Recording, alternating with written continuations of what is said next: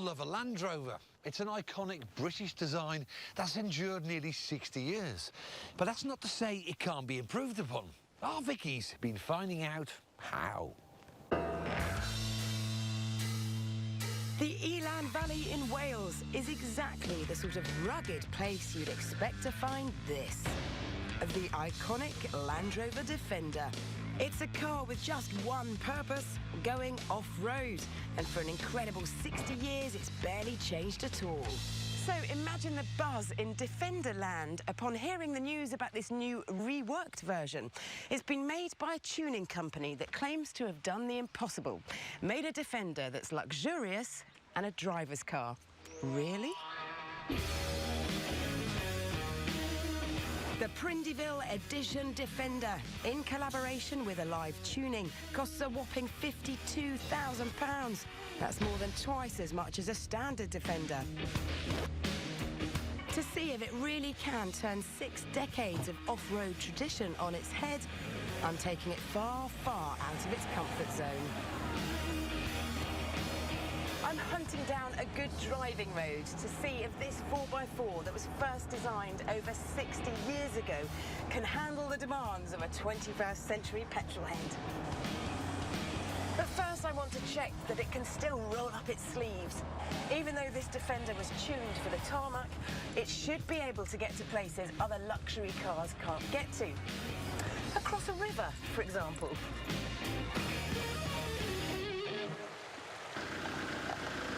Now, this has got a low ratio and a diff lock, but I don't think I'm going to need it. It is 5 centimetres lower than a normal Defender, though, and it has got much bigger and wider 18-inch tyres. But we seem to be going across very well indeed. Excellent.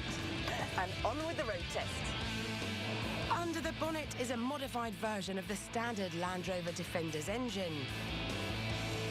It's got a larger intercooler, a remapped ECU and a sports exhaust to boost power from a standard 122 to a rather more potent 175 bhp.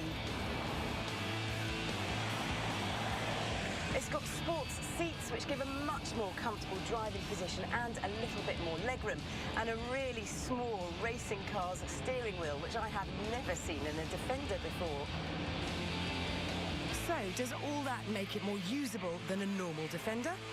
Time for a closer look. This is what Defender drivers usually endure. An arm rubbing against the door, nowhere close to rest your elbow. A steering wheel the size of a satellite dish, lots of hard plastic and the odd exposed screw head. Compare that to the new one. This is more like it. Super soft leather with stitched piping, shiny, touchy-feely plastics, tactile roof and thick padded elbow rest that I can actually reach. This feels less like a UN vehicle going into a war zone and more like an actual car. Not only have they hidden the exposed bits and added layers of trim, they've given every panel at least 2 layers of sound insulation. And that makes a difference, but it's not big enough because you'll still need industrial-sized earmuffs to stop that tractor clatter coming in from the engine. As you'd expect, the ride is bouncy, but it's sort of like a soft bounce because those big tyres and the sports seats soak up some of the bumps. What's impressive is the lack of body roll. It's got up-rated anti-roll bars and custom-made dampers which really hanker down the body towards the tarmac. In a normal Defender, you're pitching about and wallowing around like a boat. Here, it feels much more planted. So, despite being a bit more usable on-road, the bouncy ride, the noise and the 4x4 driving style all remind you that this is still a Defender.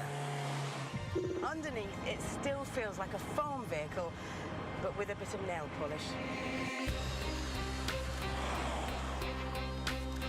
This luxury car doesn't even come with air conditioning as standard. And I'd want something much more for 52 grand. For the money, it's in BMW X5 and Porsche Cayenne territory. You can even get a Range Rover Sport for that and have some change. So you need to be a serious Defender fan to choose this two-seater van over one of those quicker, more usable and luxurious machines.